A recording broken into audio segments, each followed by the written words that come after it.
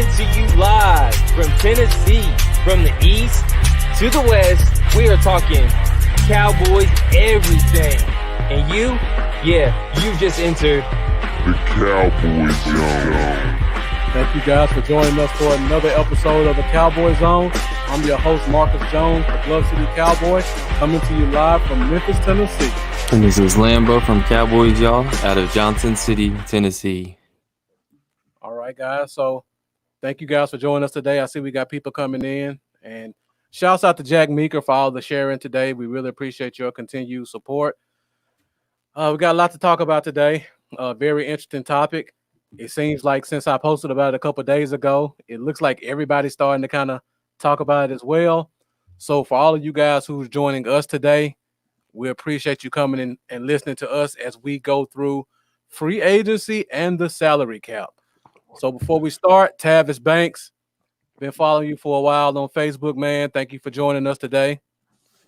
Lamar, always appreciate your support as well, Facebook and YouTube.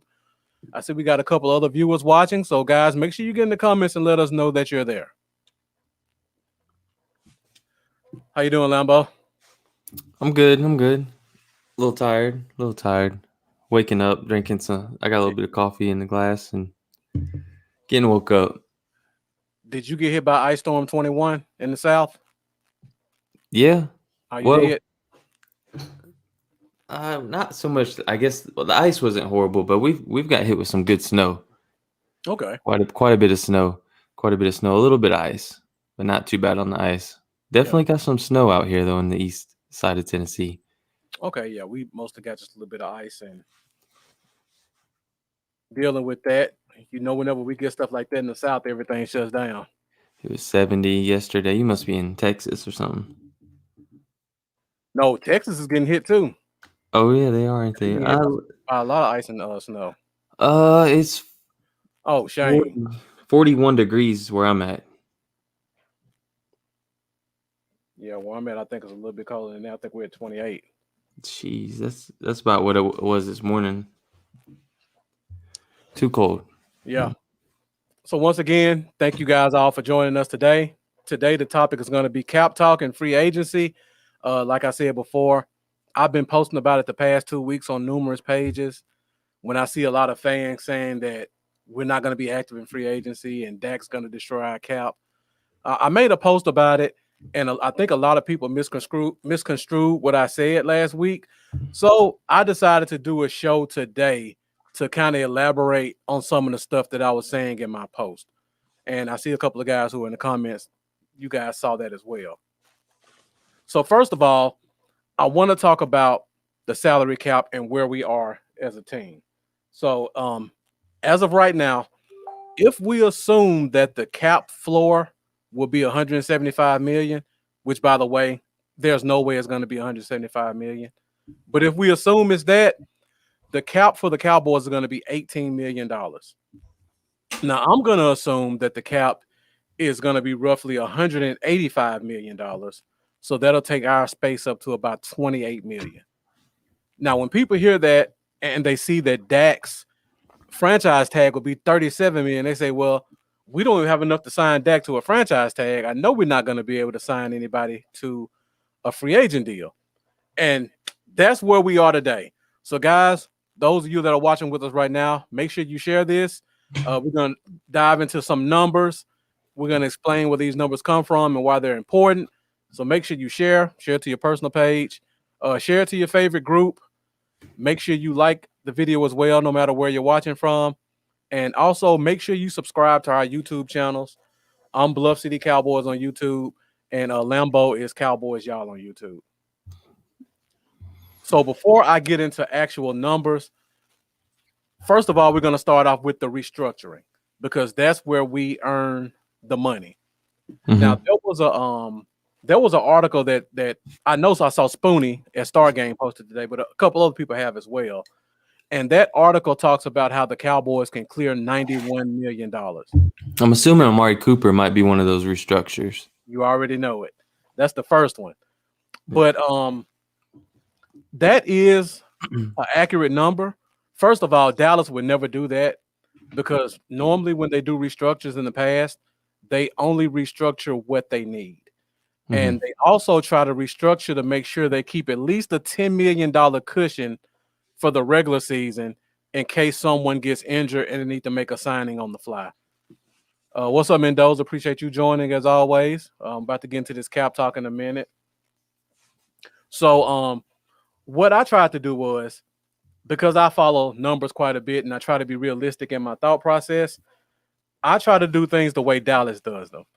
Dallas normally only restructures contracts where if they do a full restructure, they can still get out of the deal in a subsequent year and not have a big cap loss. So what I mean by that is if we restructure a contract in 2021, we could still cut or trade that guy the next year and it'll still be a cap savings in 2022. So when I scanned the Cowboys roster, I found 4 contracts that met those criteria.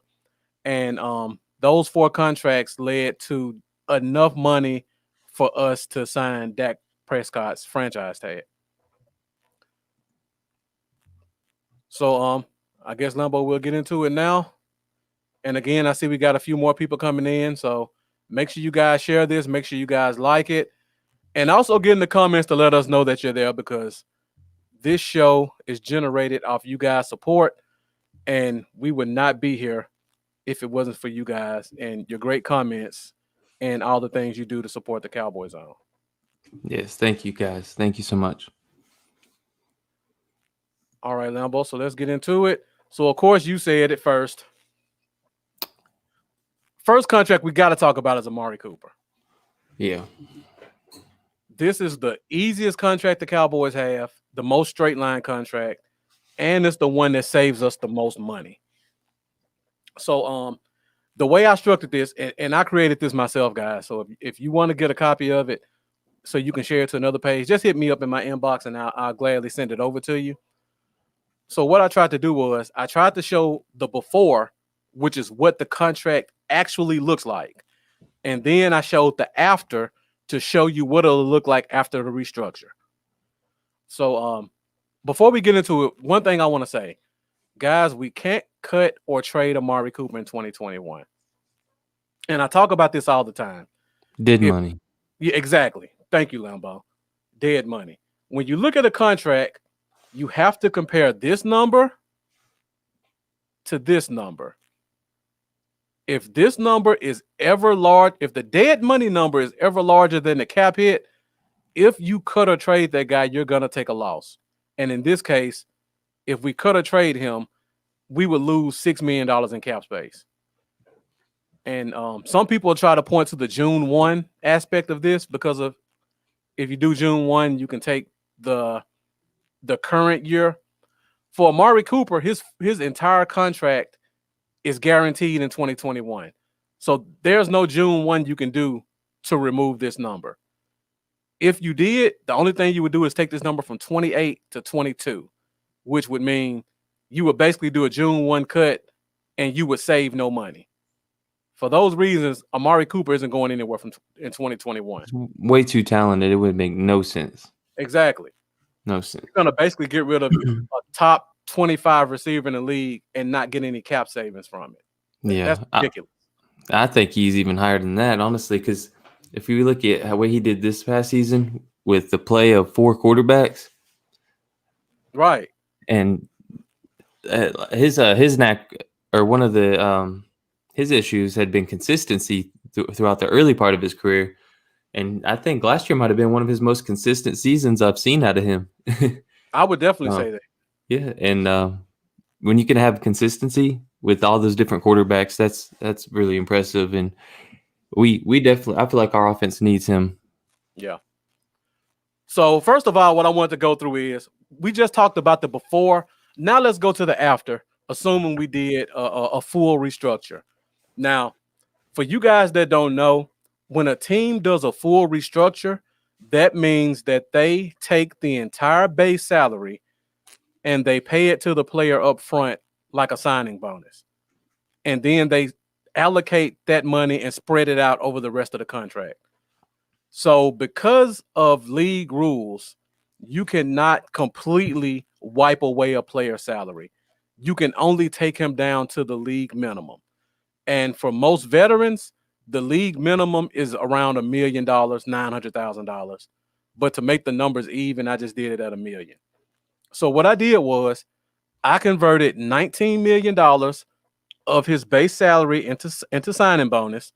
So his base salary jumps from 20 million down to 1 million.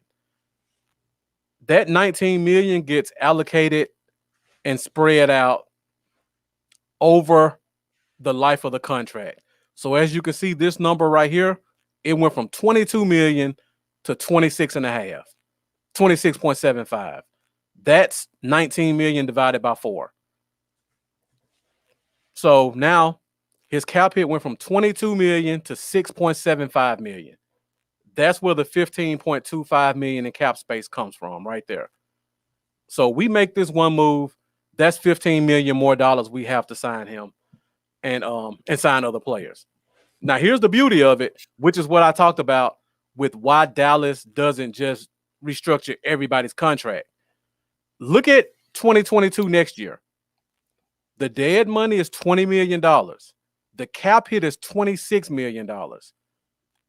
Even with doing a restructure, we can still cut or trade Amari Cooper in 2022, and we'll still end up saving $6 million. That's what Dallas does all the time in their restructures. If you guys follow the cap, make sure you start to pay attention to that, and you'll notice that they don't just restructure everybody's deal. They're very strategic in how they do that. So you see the base salary stays the same those other years. The cap hits go up, but the dead money stays the same. I mean, the dead money goes up as well.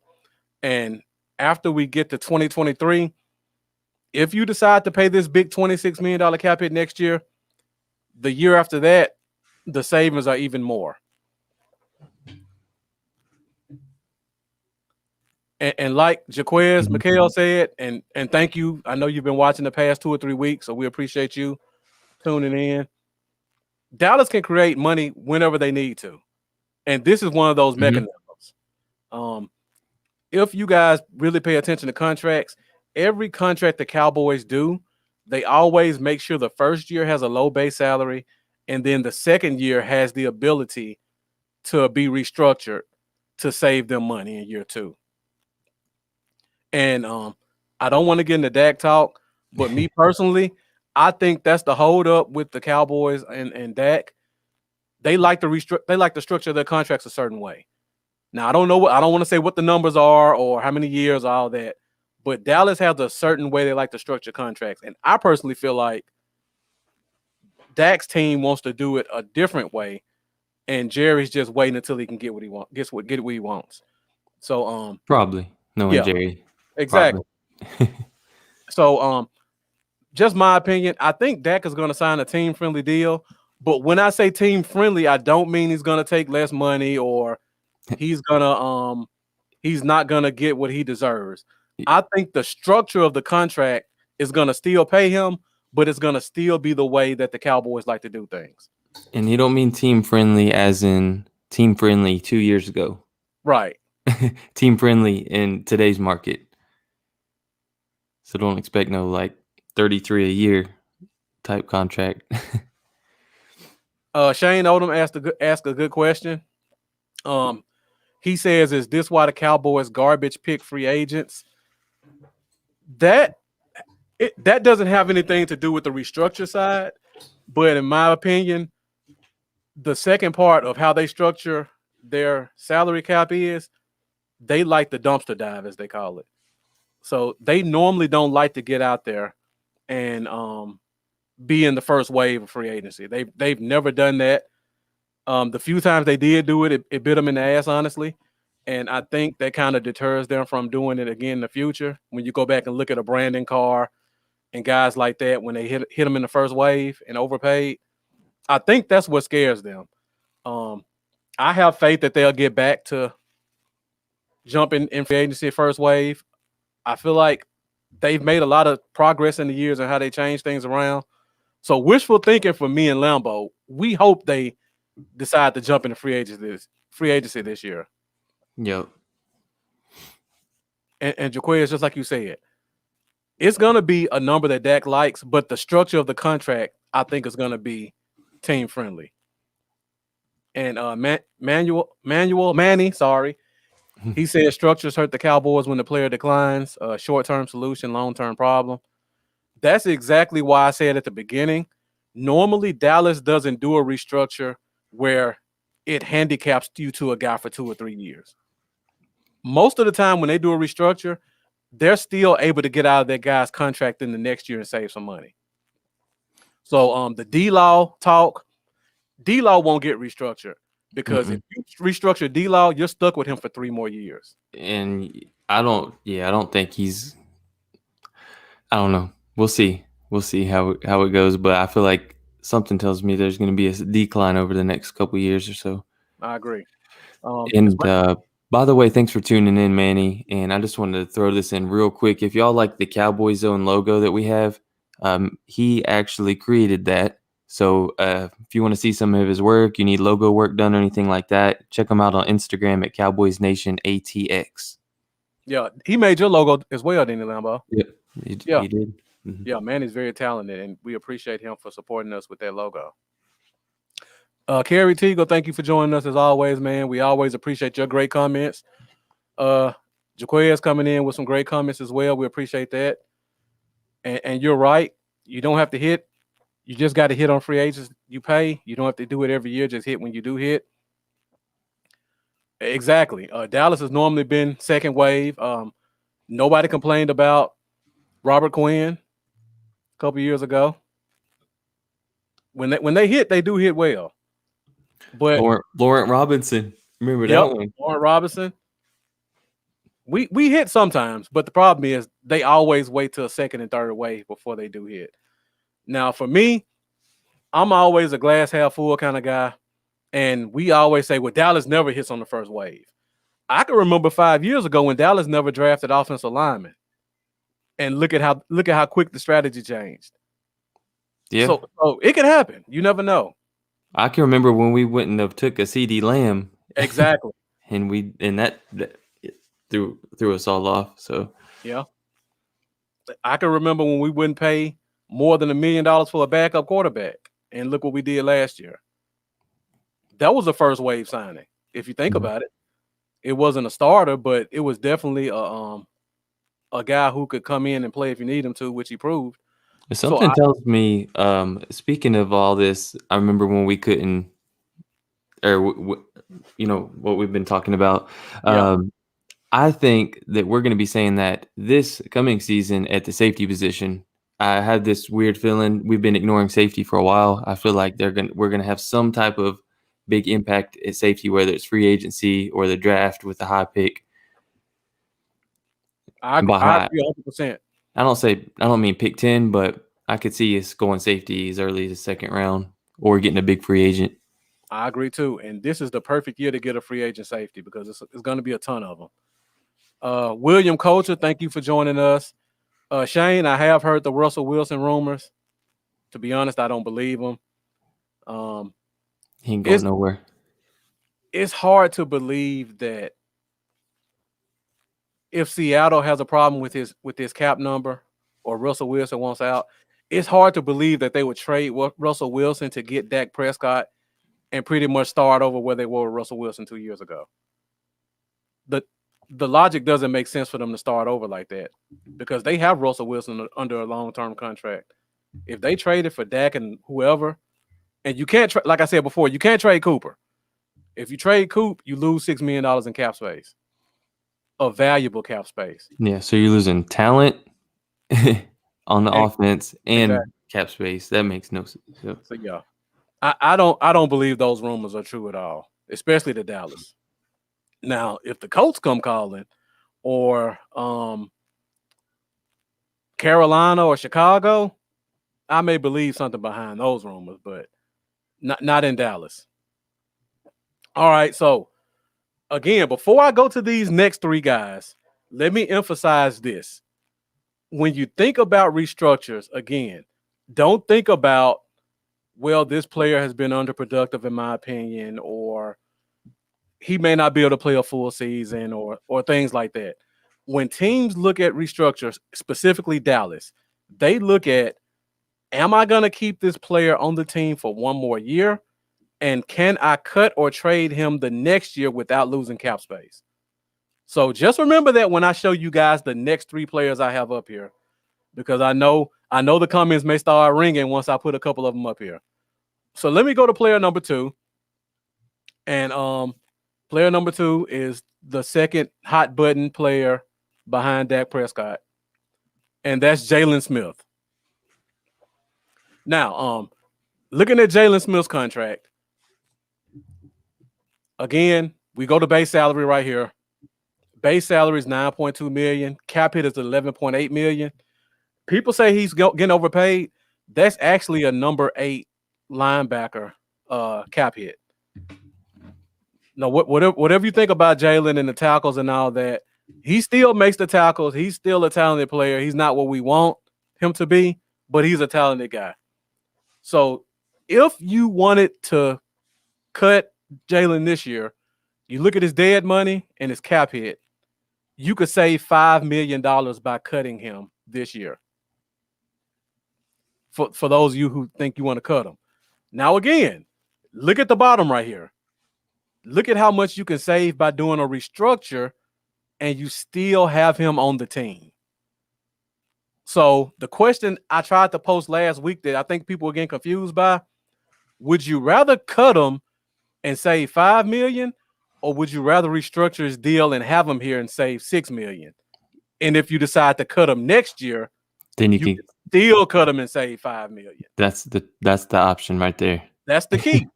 And plus, we're not in a position right now with the linebacker to get rid of one of our linebackers that's been healthy the past couple seasons either. It'd be kind of a dangerous scenario. I do want Michael Parsons. I still want Michael Parsons. I will say that. But I think Jalen needs to be on this team this year. Yeah, and then if you cut him, then you have to replace him. And that's going to probably cost you $3 or $4 million. So I just wanted to explain this because last week a lot of people gave me flack when I made my post. And of course, when you read a post, you miss out on the interpretation of it. But what I was saying was, would you rather cut them and save 5 or restructure, keep them and save 6.2? The 6.2 is going to win all day. Mm-hmm. So now, like I was saying before, we go to, if we restructure him, we take that base salary down from $9 million to $1 million. And ignore these. This is an error on my end. I was going my design work a little bit too quick and I forgot to change these. Oh, but these numbers are correct. I know these are correct. I just forgot to change the base salary. So we take the base salary from $9 million to $1 million. That reduces his cap hit right here. And again, that saves us $6.2 million. Now, for you people who want to get rid of him next year, we have that option because his dead money, even after a restructure, is still less than his cap hit. So if you want to save that $5 million, you can save it this year, or you can keep him for a year and save it next year. The option is yours.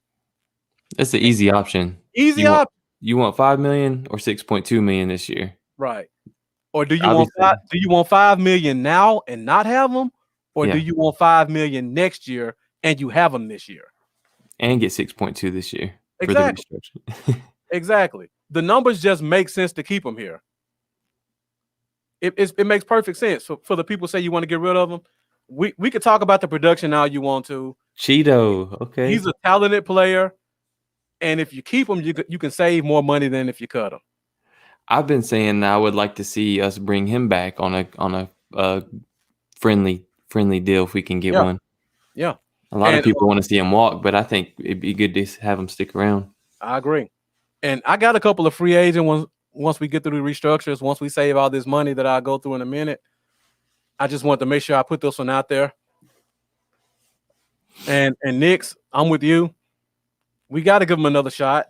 I hope and pray they move him to Sam linebacker, but I doubt it'll happen. But if you look at the way that scheme is ran and Knicks has gone through this in full from top to bottom, if you guys want to check that out on Star Game, make sure you go find that one. Knicks has talked about the roles of the wheel linebacker and what they do. And those roles aren't out of Jalen's wheelhouse. He could definitely do those. You put him at Sam, then you're talking another story because you got an elite Sam linebacker, which I've always said Jalen is the best Sam linebacker in the league. We just refuse to put him there. All right, so we talked about Jalen. That gets us at around $22 million in cap space. And guys, keep the comments coming, keep the questions coming. We appreciate you guys who are joining us right now. Again, make sure you share this, make sure you like it, make sure you subscribe to our YouTube channels. I'm Bluff City Cowboys, Lamboys Cowboys, y'all. So let's go to the next player, and I'm only doing 4. There's about 7 we could do, but again, I'm only focusing on players where if we restructure them this year, we can still cut or trade them next year and save money 2 years in a row. So you won't see Zach Martin up here. You won't see D-Law up here. But a player that I have to put a bit of a I'll save this one for last because there's an asterisk on this one. Okay. But the third player who everybody talks about, Tyron Smith. Now, this one is a hot button. And I appreciate the share too, Knicks. I always appreciate the support over at Star Game. And you're right. We can get to 80 million easy. I'm only just focusing on players who we can get rid of next year if we wanted to. And that gets us to 40. There's still about another 3 or 4 players who can get us to that 80 point. Now, we talk about Tyron Smith. Again, like I said with Jalen, you want to cut Tyron? All right. His dead money is $8 million. His cap hit is $14 million. That's roughly $6 million you save if you cut him. If you restructure his deal, you save $8 million, and you still have access to him on the team. He may miss 2 or 3 games, but he's still a top 10 tackle that you have for 14 games. I'll take that and save $8 million than not have it at all and only save 6. And again, go look at the dead money for 2022. All right. Tyron's 32, 33 years old. You feel like, okay, we've kind of stretched him as far as we can. It's time to make a move to possibly get rid of him or watch him retire. We let him go. We still save $4 million next year. So it's a complete win-win. And this is with a full restructure, taking them down from 10 million to 1 million. We could do a partial restructure. If you really want that 5 million, we could do a partial restructure. And then this number goes down even lower next year. So it's all win-win with these restructures, guys. We still keep the players, we still save the money, and it gets us further and further under the salary cap. Yep. And Nick, you make a good point as well, talking about that TV contract, because they're working on that TV contract right now. By the time we get to 2023, the $200 million salary cap that we're hoping we can get to this year, that may double. So in 2023, all these numbers may look tiny for these players. So we're looking at it now seeing 16.3 million in 2023. By the time we get to 2023, the going tackle rate may be 28 million, 30 million. It's already what did the tackle from Houston, Laramie Tunsil, sign for? Was it 23 million a year? 22 million a year? Trying to remember. It was at least 22 million a year. And that was last year he signed this, or 2 years ago. So I don't have the numbers in front of me of who's the next man up at tackle. I know Bakhtiari's probably coming back up. Trent Williams is a free agent, so you don't know what his number's going to be this year. You hear talk about Orlando Brown wanting to get that left tackle money. 22. So, 22 million a year. And that was what, last year? Mm-hmm. Yeah. So in 2020, the tackle salary was 22 million. In 2 more years, it may be 25, 26. So we might be looking at this now saying, you know what? I don't want to restructure Tyron's contract now and end up paying him $6 million in 2023.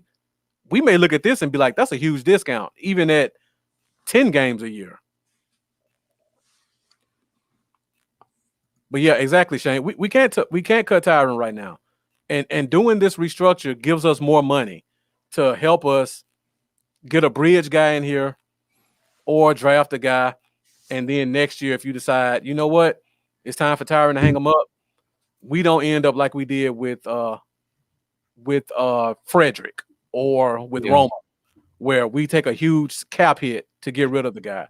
Next year, we can still let him go and save $4 million. And we get what we need this year. And in my mind, I know Tyron has trouble staying healthy, but the thing is, the divisional race or the NFC East race is always a tight one. And although Tyron might not play that full season, it's not likely. He might play 13 games. Right. I mean, you think about how close it is. It usually goes right down to the wire every single year in the NFC East. If he's even on the field for 10 games, that's going to give us an edge. He's that important. And, if he misses a few games during the season, as long as we get him healthy back by playoff time, which I do think we will make a deep playoff run this year. Yeah.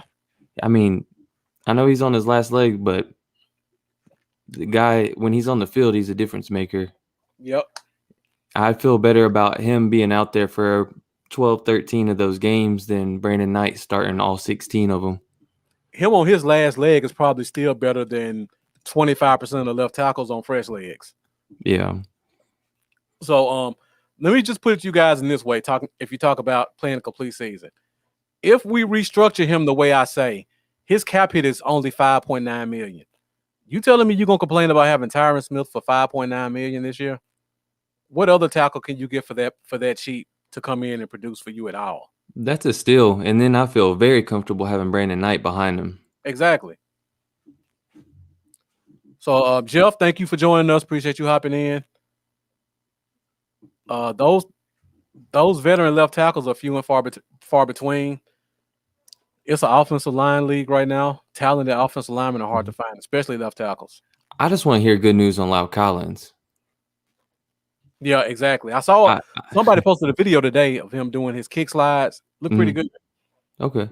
But I was a little concerned. I want to know that he's going to be back okay, because he's going to be a key piece on that right side. Yeah. I don't trust 10-second videos because those can be very deceiving. Mm-hmm. But the fact that they said in the offseason he couldn't even walk to now seeing him actually doing some type of drills, that's definitely a process and a progress to me. Yeah. Buddha, thank you for joining us, man. Appreciate it. You're doing good work over there with Boss Cowboy, man. Keep it up. And thank you for tuning in with us. And like Nick said, this is a very deep offensive tackle class. You can probably find a guy in the third round. And you guys always suck me in the draft talk. Walter Little from Stanford. Go check the guy out. 6'7", 325 pounds. Feet like a wide receiver. He played at Stanford. They produce smart kids. They produce smart tackles. He plays in a pro system because that's what Stanford runs. So he already understands offensive lineman hand placement and things like that. The only reason he's going to fall to the third round is because he hasn't played football in 2 years. In 2018, I believe he was a freshman. He was a starter as a freshman at Stanford. And Stanford has been kind of an O-line factory past 5-6 years or so. 2019, I believe he tore his Achilles the second game of the year. But he was already on a lot of watch lists for top offensive linemen. In 2020, he just decided to opt out completely. He's like, you know what? I don't want to risk the injury. I've shown enough on tape. People can see what I do. Watch that kid in the third or fourth round, because if he falls there, as much as I love a guy like Andre Cisco, who I think will be there in the third round, I don't think Richie Grant will be there anymore, but some good corners may be there. If we're staring at Little and a safety, it's going to be hard for me to pass up on Little, guys. I'm just saying. So remember that name. He could have been a top 3 tackle if he played the last 2 years. Little from Stafford. Check him out. And this is a good point too, Mendoza. The kid from Mexico who came in on the exchange system, for him, I think he may need another year or two because if you look at where he came from, that's the equivalent of High school, junior college, high school. Texas high school football. So yeah, he played well, but he was like a senior playing on the junior varsity league. He may still need a little bit more time, so I don't want to rush him out there. We got Brandon Knight still. He could be serviceable if Tyron goes down a few games. But I'm watching Little. I'm watching Little from Stanford. That's my guy. Day 3. I'm gonna have to look into him. And Nick says Grant is going round 2. I'm right there with you now as well. I thought we could sneak him in the 3rd round, but he looks way too good covering him, man. His hips are very fluid for a safety. Slater would be the guy, right? Yep. I wish I had my guy Dominique White in here because me and him go back and forth on this one. You would look. Kerry would like to hear what he'd have to say about Slater, but Slater would be the guy if you're talking about pick 10. Soul's likely not going to be there.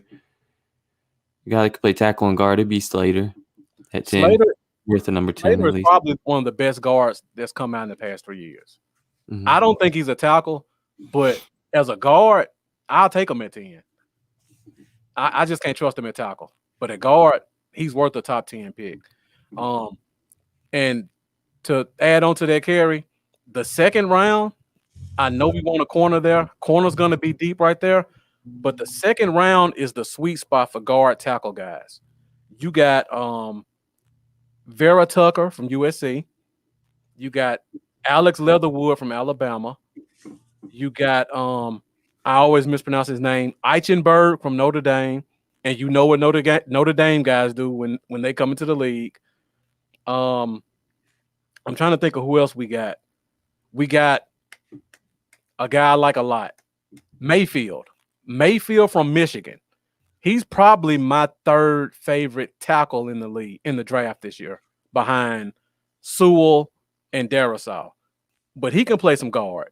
I would probably keep him at tackle, but he could play some guard.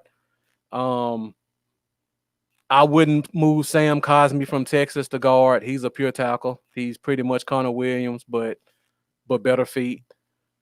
But there's about 4 or 5 guys who will be available at that guard tackle spot. And then you have Wyatt Davis from Ohio State. Ohio State puts out hella talented guards. He's a pure guard, though. He's not a tackle.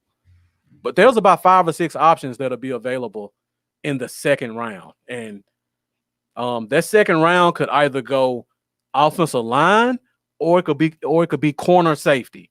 So if the 2nd round goes corner safety, one of those guys I just talked to you about may slide to the 3rd round. And in my opinion, I know people are high on him because he went to Alabama, but I think of all the guys I just listed, Leatherwood would be the guy who will fall to the 3rd if there's a run on on corners and safeties in the 2nd. In my opinion, and I'm not saying this like he's a bad player, but he's the worst guard who can play tackle, in my opinion. He can play tackle, but of the guys I listed, he's probably the worst of them. So that may make him fall to the 3rd. Thank you, Buddha. I was trying to think of his name too. Deontay Brown. Now that's just a solar eclipse right there. That's just a big dude that you can't get around. I don't know I know he can't play tackle, in my opinion. He strived because he was too big for people to get around. William, go check out Leatherwood in the regular season. Don't let people tell you the Senior Bowl was a big revelation that he can't play tackle. Go check him out during the regular season. Slow feet, barely kick sliding. That happened all year. He just has long arms, and he was able to save himself quite a bit. I'm sorry I missed your question, Buddha. If we take Slater, that changes things because I want my first to play. I'll probably get ran off the screen for this one. But I think Slater is as good or better than Zach Martin was coming out of college. That's how high I think of Slater as a guard. He could be Zach Martin easily. I mean, I wouldn't complain if Zach Martin wants to get a little bit of an increase on that paycheck and permanently bounce out to tackle. Yeah. But Saying he imagine looked having pretty Zach good. Martin and Zach Martin Light as your guards. I love it. That would be beastly. That would be beastly. Yeah. So I'm not. People hear me say I don't like Slater as a tackle, and they think I don't like him. I just think he's an elite guard. Joker, number 1 linebacker on the board. We're actually doing a linebacker show next week, Knicks. I already got it lined up. I already got my top 5. So if you get a chance, come in and check it out, and you'll see who I got at number 1.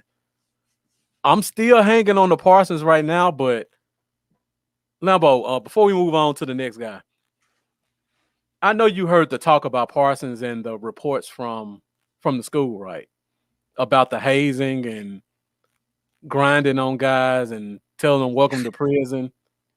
I didn't hear much on that, to be honest. Well, where I started a new factory job, Yeah. I ain't even been able to catch up on anything this week or past couple weeks, actually. Yeah. In my opinion, the league is still extremely homophobic. And if we're hearing this in January, February, by the time we get to April, you guys know how reports come out right before the draft. Think about Laramie Tunsil and Lyle Collins and all those guys. Mm-hmm. By the time we get to April, we're going to have footage. We're going to have pictures. Because I know I'm calling them kids because I'm in my 30s, but these kids love social media. Yeah. There's evidence out there of him doing something extremely stupid. And if it looks remotely homophobic, I mean, if it looks remotely like something that would suggest he has gay tendencies, the league is gonna completely wipe him off their boards. Oh man, That's my fear with Parsons right I now. don't know how I missed all that. I'm hoping none of it's true, but there's gonna be some videos or photos that come out of him slapping his penis on guys' faces and holding guys down and humping on them. Yeah, that's a little much. Like I understand in the locker room, everybody acts a little funny, you know. It's just a normal thing, but there's a line. There is a line. There's a line. If I was in the locker room, the line would probably be death. I know in the Marine Corps, things got a little wild in the showers and stuff, but people was joking. They didn't actually make contact, you know. Yeah. And Knicks, they said it was overblown. So I'm holding my concerns until we get to April, because in April, if any of it's true, something's gonna come out, because it always does when it comes to a potential top 10 player. And somebody asked a question I think I skipped over. Oh yeah, Kerry Teagle. He asked, "Do I have concerns about drafting the player who sat out last year?" Caleb Farley? Is that what you think? I mean, you could probably name 15 players. Yeah. J.C. Horn sat out, not the whole year, but he sat out a lot of the year. Sewell sat out. Farley sat out, like you said. It's a couple of guys who sat out. Parsons sat out. So it does concern me, but it's so many guys that I can't miss out on their potential. That's just my opinion. This is a weak draft, in my opinion, and at the top. So even guys that sat out, that they're still better than some of these guys who are we looking at it round 2. Oh, okay. Knicks is on the Joker train. I remember when you were with Parsons with me for a while. But yeah, you a Joker now. I'm with you. And Lamar says Navy too. When you were talking about military Lambo. Yeah. Yeah, Kerry, appreciate that, man. Keep the questions coming. We appreciate great questions like that. I'm gonna take these 2 days off I get this weekend and get caught up on some college tape, man. Yeah, I got a lot of tape to get caught up on. I agree. For next week's show. And Shane, you say we need to focus on D-line, and I'll get off draft talk. But name me a D tackle who's worth the top 10 pick. If you can name me one, I'm right there with you. And do not say Greg Rousseau, or I will end this podcast right now. Top 10. So yeah, If we can move back, I'm all for it. All right, you guys suck me. Christian Barmore? Chris, okay. Man, nothing. None of them's worth top 10. Yeah, you can't convince me of that one. Hey, Nick said shout out to your backdrop too, Lambo. What? Oh, the bricks. I guess he's talking about the Jesus Halo light you got back there. So yeah. All right. You guys suck me in the draft talk before I can finish going into these restructures. So I'm about to get us back on the restructure train so we keep talking about this cap. So I got one more guy to talk about in terms of restructures. And Appreciate it. It's a hey, Rivera, send me some of your tapes so I can check it out now, and I'll let you know if I think you're top 5. You know, Dallas is all about finding talent in unusual places. So you could be the next Bullet Bob. Haven't played college football and come out and be a Pro Bowl and All Pro. Buddha, the safety you're talking about, I like him. I think he's gonna have to take a year or two on special teams before he can provide you any impact in a game. That's just my opinion. I love his energy. I love his athleticism. But I don't know if he can read a defense like I would need for my safety. We might not see a safety this year going to top 25 picks. People really like Mo Rig from Northwestern. I'm not as high on him as other people, but if there were a safety that would go top 25, it would be if there was a safety that would go top 25, that would be the guy. I'm not as high as other people, but somebody likes him. He'd probably be that'd probably be the only one. Then again, things change. By the time the draft gets here, things completely change. I know I wish that we could have found a way to get Antoine Winfield last year. Yeah. But Rivera asked, do we think we can go all the way? I always think we can go all the way. That's every year I go in thinking that. But it's up to them to show us on the field that we can.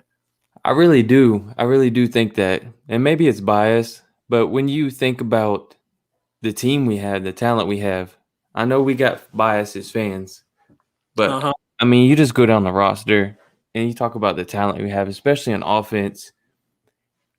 We're going to have everybody's just about coming back on offense. And think about all the experience guys had that, had to come in and play last year with all the injuries. So now we got tons of depth behind all that talent. The defense just needs to play mediocre, a little bit better than mediocre, above average. If we can get our defense to play above average, I think we could do some real damage for real. Okay. I see the draft questions starting to come in since we open it up. So let me go through these questions and then I get back on the restructure train and I'll talk about a few of these free agents. Darius Washington is my favorite safety, Jack. I'm not just saying it because my guy Jeff Kavanaugh has been on this train. I really like him as a safety. He's one of those guys. I was talking to Jay Tuck about this, where you watch one guy in a game and then another guy just continually flashes that you didn't even consider. And it's like, why wasn't I looking at this guy like that? Last year for me, that was J.C. Horn. Not 2020, 2019. I was watching Javon Kinlaw, and then my eyes flashed to Mukuamu, the corner, because he's 6'5" and he just stands out. And then I noticed he had horrible hips. So I was like, you know what? Let me just compare him to the guy on the opposite side to see if what I'm thinking is right. And then I started to look at J.C. Horn as like, wow, that kid has some great hips. Wow, his feet, his technique is bad, but his feet are great. He travels with guys. He has speed. He has awareness. And I'm like, J.C. Horn should be a top 5 corner. Nobody's really talking about him. I feel like Darius Washington is the same way. I was looking at Mo Rig, and I'm just watching Washington play deep middle just like Mo Rig and look a whole lot better in terms of diagnosing plays and coming down and breaking up plays. And Buddha talks about the numbers in the pro day might move somebody up. They always do. Mm-hmm. So that's something you always got to be aware of. Kerry Teagle asked about Marvin Wilson. I hear a lot of people saying Marvin Wilson's a hot and cold player. I disagree with that. I still think he goes second round. Now, this is a guy whose pro day may bring him into the first round because people are expecting Barrymore to really shine in the pro day. Marvin Wilson can go in there and cut up in the pro day as well. So watch that one. We'll talk about Peterson in a few minutes. Rivera, just stick with us. And Nick's asked the question about Steve can go get real pieces on the defense to help the team. Is that the way to negotiate with Dak for him to sign the deal? Nick's, I talked about this right before you came in. I don't like to get into Dak talk, but in my opinion, what's going on with Dak right now, Steven and Jerry have huge egos and they like things to be done their way. And we talk about how they like to structure contracts where year one, there's a low base salary. Year two, the salary is high so they can restructure it and still possibly get rid of the guy year three or year four. I think that's the holdup. And I feel like at some point when we see a deal, the numbers may look good and it may get a lot of accolades in terms of what he got, but I think it's still going to be structured in a way that's team friendly for Dallas to where they can do some type of restructure if they needed to or some type of extension to help them out on the back end. Because in my opinion, I said this last year, if Dak wants 4 years, $40 million, that's easy to do. Just make the fourth year or give him a 5-year deal, make the fifth year number so large that Dallas is almost definitely going to cut him or restructure him or trade him at year 5. That's a 4-year deal. Yeah. That gives Dallas what they want because they like the 5-year spread. Years 1 through 4, whatever you want to give Dak, give it to him. But year 5, you go in there and say, look, year 5, I want my base salary to be $50 million. So if you want a 5-year deal, you pay me $50 million and I'll stay for 5 years. At that point, Dallas could be like, you know what? Year 5, $50 million is too rich for our blood. We need to go sit down and talk to Dak again, or we cut him, or we extend him. To me, that would have been the 5-year thing. So I feel like there's something else going on that they want to keep poking at it and prodding at it to get it down to where they want it to be in terms of contract language. Mm-hmm. And Washington's been falling from what you see. You talking about Darius Washington? I only think he's falling because people are starting to pay attention to other safeties. If you go tape for tape, I don't think he's falling. I just think a lot of people who don't really watch football, and let me say this before we move on. You know what? Let me just go back to the other screen because I see the questions keep coming in, and I'm not gonna be able to finish this for a few minutes.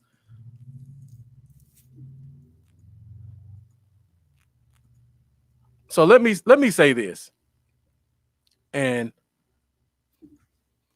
I just want people who follow a lot of people on social media to realize this. Everybody who you see on Twitter and YouTube who have 5,000 subscribers and 50,000 followers, they're not all Cowboy fans. Am I right, Lambo? Nope. I mean, yeah, you're right. They're not all Cowboys fans. Like you told me there was a guy who I used to follow that he was a Bears fan, I believe, or Chiefs fan. Yeah. So a lot of these guys that we follow are not Cowboy fans. First of all, it's the second of all, way for them to get a following and they know it, so they ride off our fan base.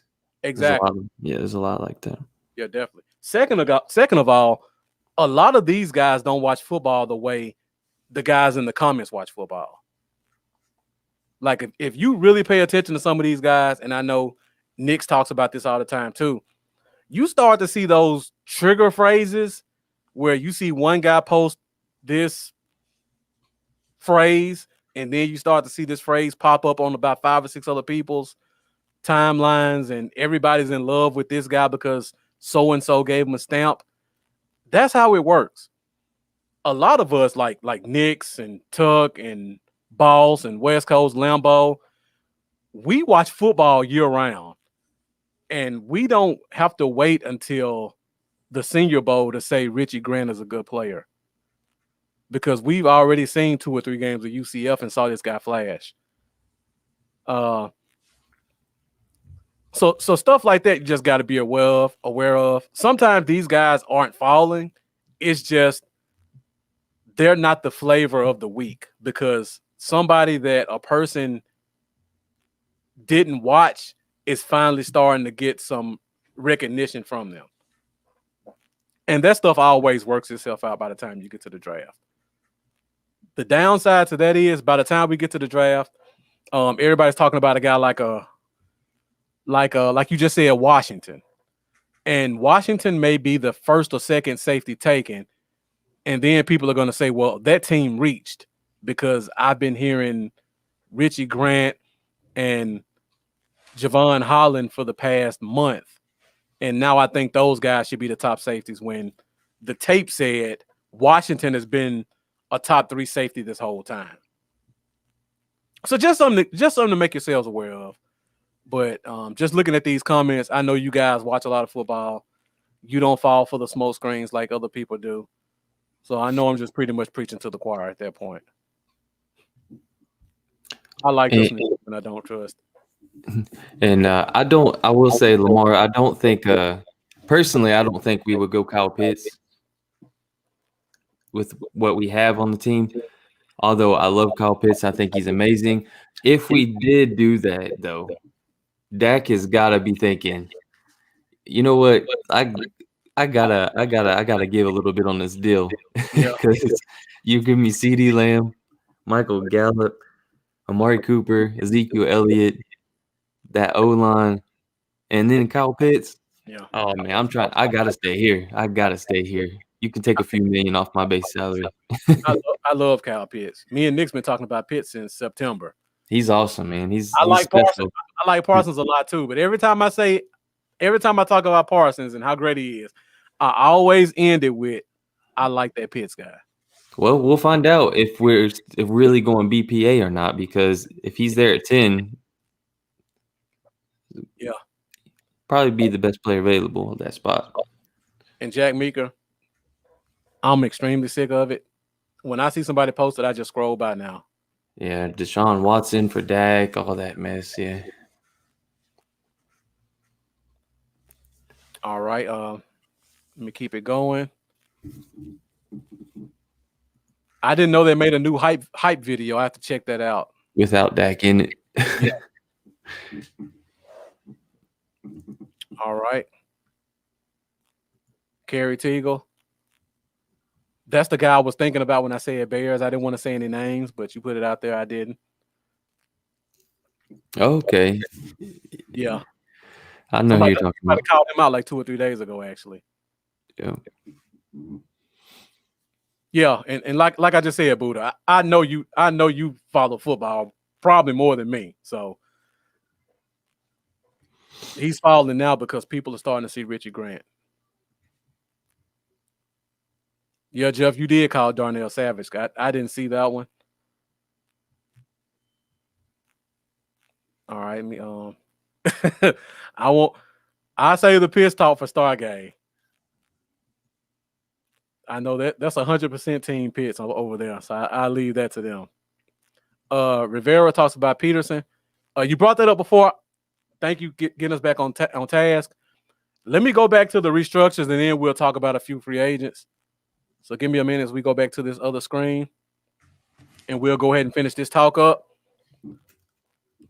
So now let me pivot real quick back to the last restructure I think we need to do. And again, these are all kind of hot button guys, and this is the one I have to put the asterisk on, and that's Zeke Elliott. So, like we just talked about, 2021. Look at this dead money compared to that cap hit. Zeke's not going anywhere this year, guys. This number right here prevents it. This number prevents it. And the reason this number is so high is because this number and this number are already 100% guaranteed by the team. Zeke's contract got his first 3 years fully guaranteed. And that's where the asterisk come from. Because, like I said before, most of the time Dallas likes to do deals where they can get out of a guy's contract the next year. We can't get out of Zeke's contract because this number is 100% guaranteed already. So he's going to be here next year. Now, because of that, you can still restructure him because you have to think about 2023 with Zeke. So if you look at right now, even though we know he's going to be here for 2021 and 2022, we could go ahead and restructure him now and save almost $8 million. And then you look at next year. Save $1 million. Well, you could save. It's technically not $1 million because this base salary is guaranteed. No, so you have to look at 2023. You can save roughly $5 million. So you keep Zeke here. You save $8 million now. You know he's not going anywhere next year anyway because his contract's already guaranteed. Mm-hmm. But the first year you can get rid of him, you still end up saving $5 million. That will be the year that it happens. Right. And on top of that, he'll be about 30 years old probably at that point. Yeah. If you needed a few dollars next year, you can still squeeze a little bit of restructure out of here if you want to save extra $2 or $3 million.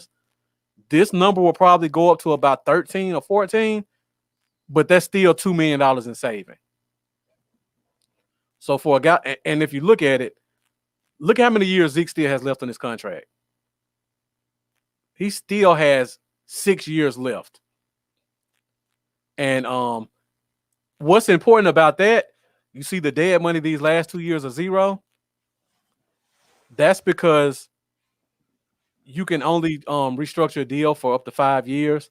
So what I did was I restructured for 4 to keep these at zero, because next year, if we want to touch them again, we can do 5 and put a little money in these zero spots. So this one is kind of an asterisk because it's 2 years instead of 1. Now, I didn't put this up there, but if we restructure all 4 deals the way I just said it, that saves us $37 million. That's exactly how much Dak Prescott's franchise tag is. So we make those 4 restructures. We just got Dak franchise tag, and we still have $18 million to $25 million of cap space to play with. And it doesn't affect our options for 2022 if we want to get rid of these guys. And that's kind of what I wanted to point out when I went through this restructured list. Yeah.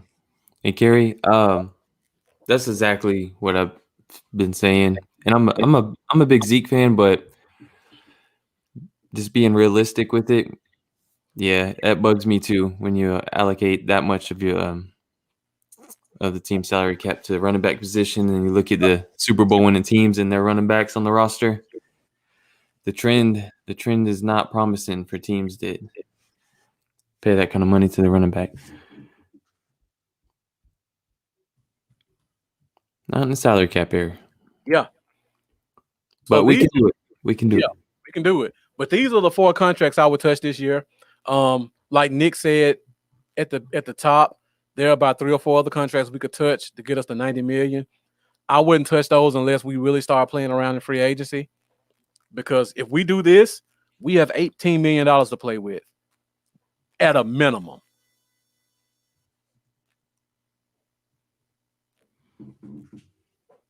The 18 to 25 is before the draft.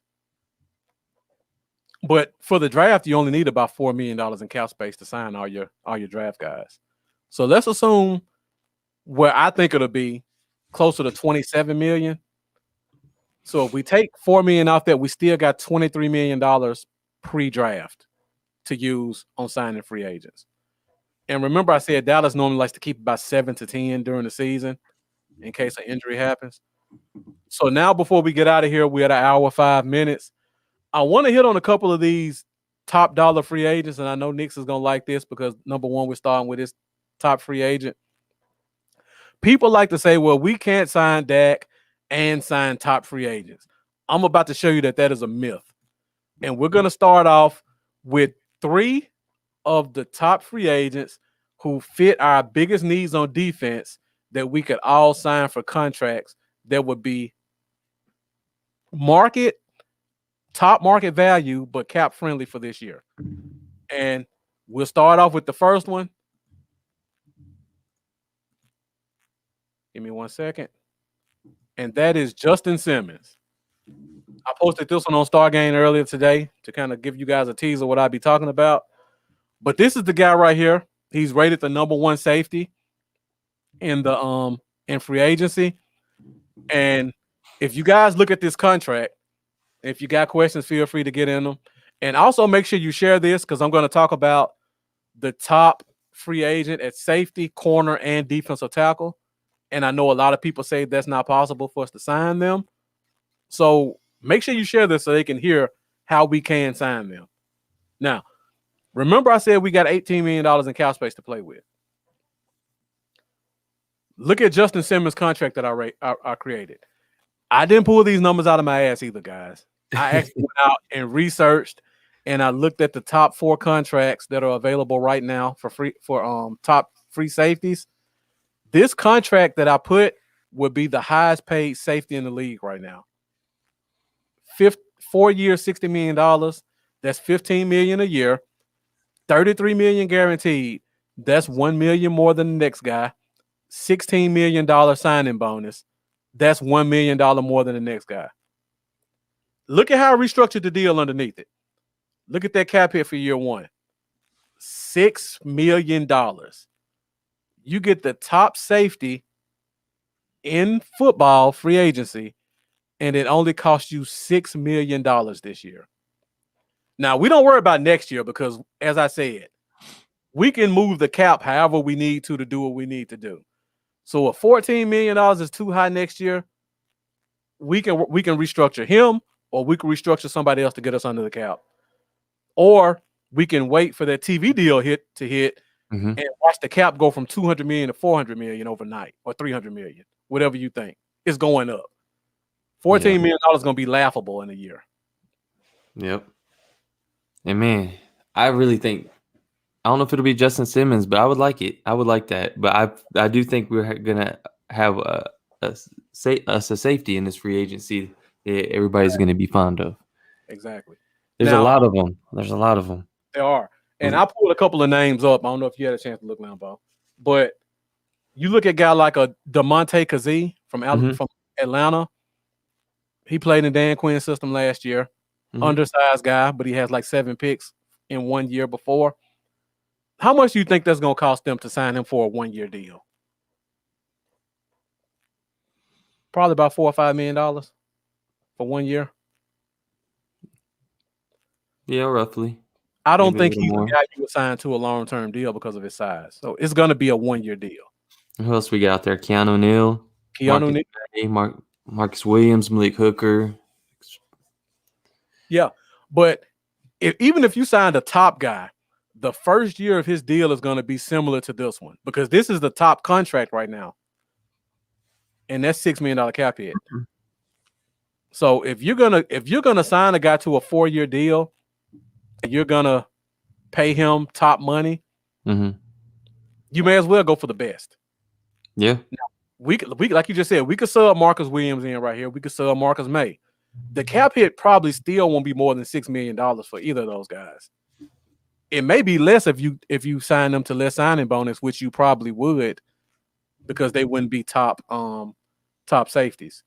So let's assume we sign Marcus May, and the signing bonus was $12 million instead of $16.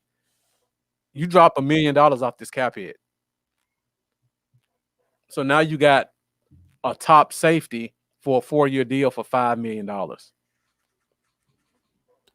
So then Go ahead, Anthony Harris wouldn't be a bad option either. I think Anthony Harris was there. Yeah. It's funny you mentioned that name. I went back and forth with a guy on Facebook, and about which one was the top. No. Oh. I was telling him I like Anthony Harris a lot. I just think he's a better strong safety than free safety. Mm-hmm. And if I'm gonna sign a guy to a top deal, I'd rather get a pure free safety. Yeah. And me and him went back and forth about what his role was in Minnesota. Okay. I won't get into that one because I shut him up pretty quick and he didn't respond back. Thank you, Knicks, for creating this great Star Game Facebook group, because I love going back and forth with guys on there that actually know their stuff, and they always teach me something. Whether I get the best of them or they get the best of me, I think we all both come out of it with a good learning experience on just football, finances, and schemes and stuff like that. So shouts out to you guys for that. That's the only page I post on a consistent basis. To decide what safety I would really prefer, I would need to kind of get a grasp on where the team feels Donovan Wilson's going to make his biggest impact. Yeah, I agree. It really depends on that. Where's the best spot for him? Yeah, if they think Donovan Wilson is a free safety, then Keanu Neal's open up for me. But I think Wilson's a strong. Personally, I think he's a pure strong. I think he looked good last year for us, but if you really go back and watch the All 22, he wasn't much to write home about in terms of coverage. They just switched him up and made him look good, and he made some impact plays because he's just an impact play type of guy. But I would love to see him at strong safety at his natural position doing what he did. I could live with him at free, but you got to put him at strong. So I talked about DeMonte Kazee. You also got a guy like Demarius Randall, who's been kind of a journeyman guy. You talk about, I believe Malik Hooker from Indy is available, but you wouldn't sign him to an extended contract. So you're pretty much looking at a 1-year deal. And Lambo, if you signed a guy like Malik Hooker to a 1-year deal, you think it's going to be about $4 million, somewhere in that range? Probably. So would you rather have Malik Hooker for $4 million next year or Justin Simmons for $6 million next year? I'll take Simmons. I'll take Simmons all day. And that's kind of the point I want to make with this. We can sign some lesser safeties, but if you sign a lesser guy, you're not signing him to a long-term deal. And that 1-year hit is going to be $4 to $6 million. So let me get Simmons, and I'll worry about next year what we do about that $14 million hit. You know what's good about the free agency safety class this year? The highest graded safety since 2019 per Pro Football Focus. 3 of the safeties hitting free agency are actually in that top 6. Yep. You have Justin Simmons, number 1, with a 90.5. Marcus Williams, 2, with the 89.9. And Anthony Harris, 6, with 86.8. And I like free agency talent. I like Harris a lot. I just think he would be a better strong safety than free. If we sign him to free safety, I would be right there jumping up and down just like it would be anybody else. But if I'm gonna go for a top free agent, I want to go to the top, the very top. I don't want to settle for second or third. If we settle for second or third, I'm okay with that. But let's reach for the stars. And like we said, we've been doing a lot of firsts lately. So don't be surprised if they make a big splash like that at the safety position. You're right. We've been ignoring safety for a while. It seems like a good time to change that up. Yeah. And I will say this, because this is something I haven't talked about or we haven't talked about.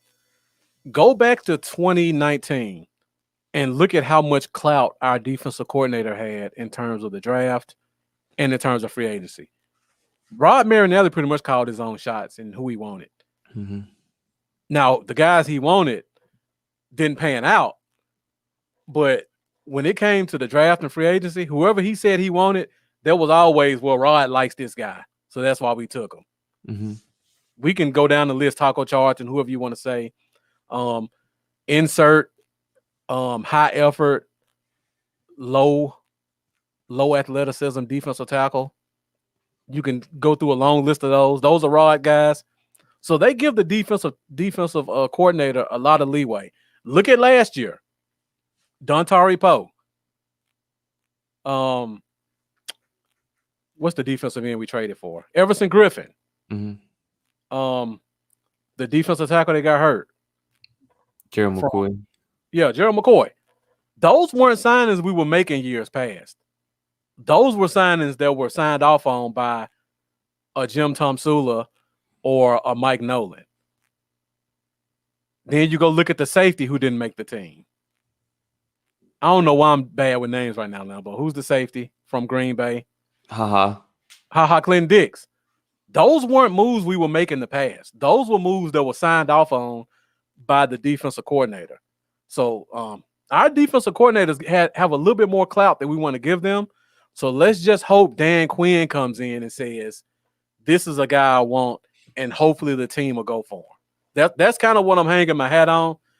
I just like to read the tea leaves, and I hope they stay consistent with that. So we think they won't get active in free agency early, but hopefully Dan Quinn will get out there and make them do some stuff. Appreciate that, Kerry. Florida Cowboy, thank you for joining us as well. And like you said, he did play mostly free last year. I just still feel like Strong is his better position, and I hope we sign a true free to put him back there. All right, let's go to the next one. I only got two more, Lambo, if you can stay with me about 10 more minutes. Yeah. Now, this is the one everybody's kind of been bringing up all night, and this is Patrick Peterson. I was waiting for that one. Yeah. Look at that cap hit year one. $4 million. Now, with this contract, I pulled this straight from Richard Sherman. To me, they're almost the same corner. Hall of Fame career. Went to play for a great team. The team couldn't afford him anymore. He's 31 years old. He wants one more bite at the apple. Now, I personally think he's going to Kansas City or bust because of the relationship he and Tyron have. Yeah. But if he were in free agency, I think this is the deal he would get, around $9 million a year. Now, again, I didn't just pull these numbers out of my ass. I went out and found 30-year-old safeties who hit free agency, and this is about the number they got. Richard Sherman's deal, the deal he signed, it didn't look like this because he bet on himself quite a bit. But the other guys who signed the deal, they all got about $9 million a year for 3 years. I gave them $16 million guaranteed. That number could be even less, but I think the 3 years, $27 million, $9 million signing bonus are pretty accurate. And if you do that, his cap hit for 2021 is $4 million. So you telling me we can't slide $4 million on the salary cap this year? I feel like that's what people want to tell me. And this is at corner or safety. Yeah, we can do that. Yeah. We can do that. And it's funny. It's funny that you compared him with Richard Sherman, because since 2011, they are the two players with at least 28 interceptions and 90 passes defended. Those two players. Boy, Lambo coming out the basement with these stats tonight. That's a good stat. And somebody posted Charles Woodson Mendoza. I mean, you don't know. You look at Charles Woodson and look at his career. His career actually was better after 30 than it was before 30. Patrick Peterson has that same potential if you decide to move him to safety. I'm gonna assume he stays at corner, but if you feel like he may be a better move at safety, I wouldn't argue with you. But either way, I still feel like this is the deal that would be best available to him. $4 million cap hit 2021. We can figure some stuff out right there. So I love that. Year two, you see the cap hit is only $10 million. Let's say $10 million is kind of high, but you want to keep him around. You can restructure that. Look at year three. The dead cap is only $3 million. You could do something like add a dummy year for year four. Take this $7 million down to $1 million. That takes his cap hit from $10 million down to $6 million. So technically, if they played around with the cap, which I think that the Cowboys can and would do, you could have them for 2 years for $10 million total. So this is something we need to pay attention to because I know people go back and forth about Patrick Peterson may be washed up and this and that. But if I can get this guy for $4 million this year, I would definitely have to consider that. Florida Cowboy, that's a good point. And the last player of the night is definitely going to address the trenches. So we'll get to that one in a minute. Jeff, I don't know, Lambo, I don't know if you have a preference. I don't have a preference. I feel like Elazar said, Charles Woodson really revamped the end of his career as he aged and was a great safety. I could see Patrick Peterson doing the same type thing. Yeah. I mean, he did rank 90th in PFF grade He among looked bad last year. cornerbacks last year. Yeah, it was a big drop off last year. So I don't know if there are some changes maybe to their defense. I don't know if it's just age catching up, father time catching up with them. I didn't follow Arizona too closely, so I don't know. There could have been things that led to that as well that we don't know about. Now, I followed Arizona because I told you in the offseason, this was my favorite team other than Dallas going into the year. Yeah. I love their corners. Drake Kirkpatrick and the kid from Washington. I don't know why I'm bad with names right now. They drafted him in the first round. They played him in the slot. Those two corners were dogs this year. Like Drake Kirkpatrick changed his career around this year to me. He was a shutdown corner. Byron Murphy, the name just popped in my head. Yeah, Byron Murphy from I should remember that. He played well against us. They played him at slot. He should have been an outside corner. And I feel like they see he needs to be playing outside at the detriment of Patrick Peterson. And then they got Buda Baker, who is just an all-around top 5 safety in this league who can cover the slot if they needed him to. So they just had a lot of talent in their secondary. And I feel like Peterson's kind of odd man out. And they picked on him a lot this year because Kirkpatrick and Murphy were so talented. And he got exposed quite a bit. You know, I was about to say that I don't think we will go with the aging veteran. I think they would want to go a little bit younger. Yeah. But Tampa Bay just won a Super Bowl, and they had their key contributors in that Super Bowl that scored touchdowns. I believe it was all of their touchdowns were scored by free agents that they had just picked up this past offseason. And I believe all of them were up there in age. You got Brady, you had Gronk, you had Antonio Brown, and you had Suckup, the kicker. Yep. So, I mean, that's proof right there that you can bring in veterans that are aging and go to the Super Bowl. Granted, one of them was Brady. Yeah, don't forget Fournette at running back, too. Yeah, Fournette. Yeah, so, I mean, you can fill those spots in with vets. Yeah. Jeff, I put this up there, but I hate talking about it because I was pounding the table for Buda Baker. I wanted us to take Buda over Taco that year. I wanted our first round pick to be Buda or the tackle from Alabama. I'm doing bad with names tonight, but the tackle from Alabama. Who was that? Was it Fluker? Or was that before? That was before. Yeah, Fluker was earlier than him. Yeah. I feel like I could see him. I just can't think of his name. I'm horrible with names right now, guys. But the tackle who won the second round, that's who I wanted over Taco, him or Buda. But yeah, Shane, we do struggle with signing older players. You have to have that mixture, though. You can't just get by with young guys. You got to have some veteran presence in there. And I'm looking for this year. We got the Tristan Hills, the Neville Gallimores. We got the Francis Bernards. We got the Reggie Robinson, Trayvon Diggs. We're already pretty young on defense. And I think some Luke Gifford, maybe some Luke Gifford, yeah. We got some guys there that are young. We need to infuse a little bit of older talent along with them, especially at I think a veteran corner would be good for us to have, considering what they do with Reggie Robinson. Because I don't think you want to have Robinson and Diggs there without a veteran presence that they will respect. if you do that, I want a guy who's built like them, and Peterson would be that guy. For $4 million, I can have Peterson as my third corner if I need to. I don't have a problem with that. So it's not like I would have to depend on him to be my number one guy. And we'll probably get a corner in the draft too. So now you got Peterson. If you put him at safety, he's the general of your secondary. If you put him at corner, he's just the old guy in the cornerback room with these three young pups. Either way, I'm happy with that for a $4 million cap hit.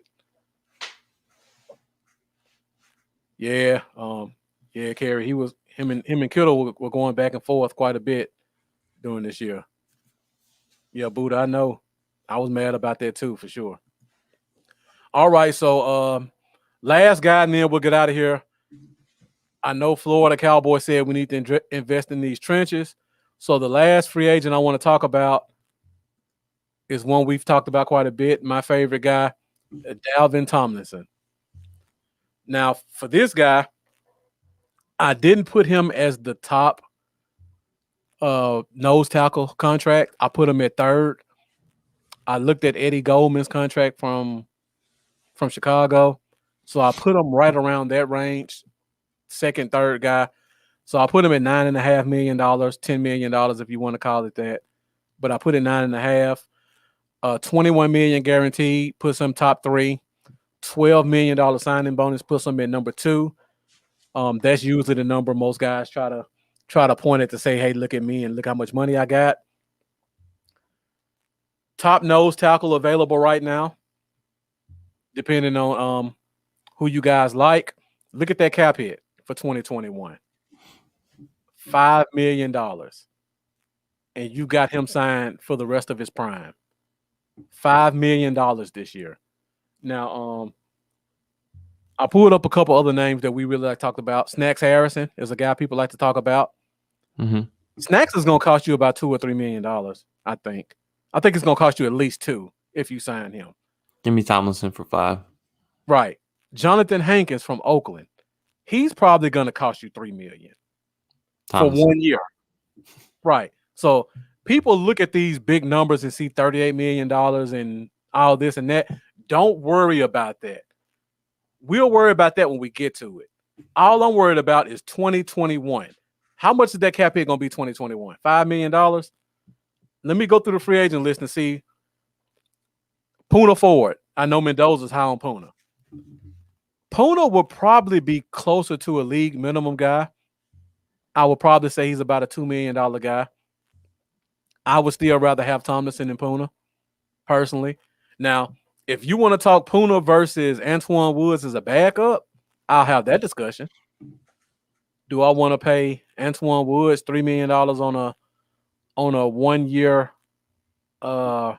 tender, or do I want to pay Puna Ford $2 or $3 million on a 1 year contract? We can have that discussion. But if I got to choose between Tomlinson and Puna, I'm going Tomlinson. Great question, Florida Cowboy. I knew somebody would bring it up. What about Sue? Now with Sue, again, I talked about this on another post. Sue has been a hired gun for the past 4 years. Everybody talks about his age, but go look at his contracts.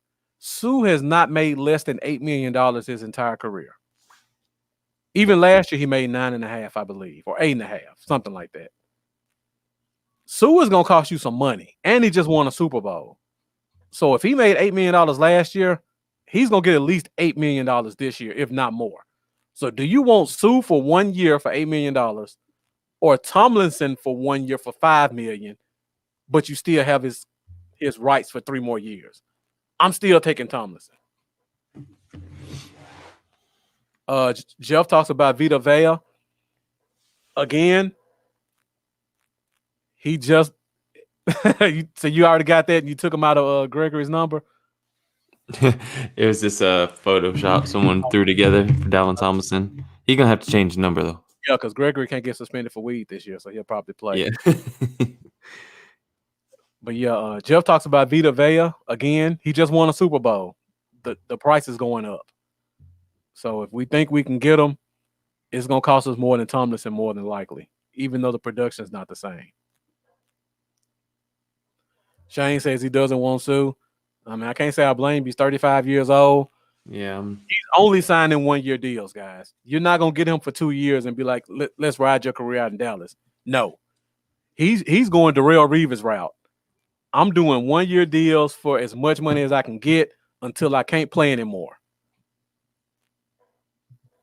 I think if he was only worth $5 million, he still wouldn't play because he'd be like, that's an insult. And Florida says Sue is a true impact player. I believe that, and I believe Sue believes that. And I think if he's not getting paid true impact player money, he retire first. And we already heard the Mike Evans talk saying, I'll take a pay cut to keep some guys here. I think that would be one of the guys that cut would be going towards. All right, so looking at that, that's $5 million plus $6 million plus $4 million. That's $15 million. And I just got you 3 of the top free agents on defense to join this team for 2021 for $15 million. Let's assume the salary cap is $25 million. I just got you 3 top guys. We still got $10 million of salary cap space left. It's that easy. That's why we always try to say the cap is a myth, because you can manipulate however you want to get the guys you want. All right, Lambo, we went a little longer than expected, but I think it was good info. I think This is great info. Yeah. I hope you guys share this, because there was a lot of good stuff out there when people say, oh, we can't sign this player, or Dak is going to prevent us from being free agent players. Send them this link and let them watch it, and they'll see that they're wrong. So looking through this, go ahead, You Lambo. killed it. I was just gonna say you did an awesome job with all the salary cap information and killed it. Yeah. It's stuff that people need to hear and understand. Yeah, I appreciate that. And normally people don't get that in depth. Right. So yeah, most people will just say stuff, but they don't really show you or explain how. I wanted to try to explain it because I made that mistake last week of just making a post, and a lot of people took it a bunch of different ways. Kerry, we got to get off this train. I'm sorry. Yeah, it's done. It's done. He's done pretty much. Yeah, I appreciate it. I hope you guys got something out of this. Again, thank you guys for your great comments. I saw you guys were on it quite a bit tonight, so thank you for leading us in the draft talk a little bit, and then getting us right back on topic with salary cap and free agency.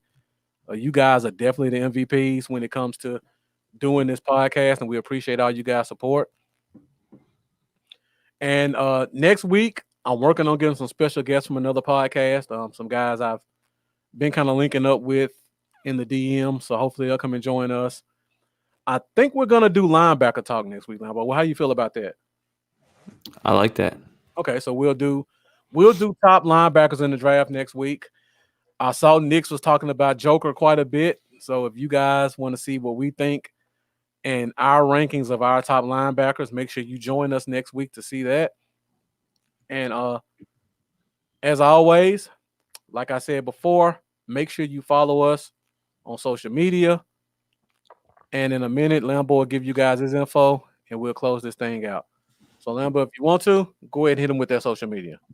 You guys can find me on Facebook, Twitter, YouTube, Patreon at Cowboys Y'all, and Instagram at Cowboys Y'all 88. Also, I'm gonna get back here soon, hopefully within the next month, to doing my comical, ridiculous Cowboy Dale videos and skits. So stay tuned for that, and appreciate you guys. Yeah. I know we're talking linebackers next week. I would love to see Cowboy Dale tackling a dummy or something like a linebacker. Just put it out there. Maybe you can reach out to him and see. Will do. All right. So you guys can find me, Bluff City Cowboys, Facebook, Instagram, and YouTube. Make sure you subscribe to their YouTube channel, Bluff City Cowboys. And also find me on Twitter at Bluff Cowboys. And be sure to join us next Thursday, 7:30 Central Standard Time, for another episode of the Cowboy Zone as we break down our top linebackers from this year's draft. Lambo, any closing thoughts? Nope. This was a great show. Thanks for killing it in the comments, guys. Can't wait to see y'all next week. And this again, thanks for tuning in. All right, I'm Marcus. This is Lambo, and we'll see you guys next week. We're out.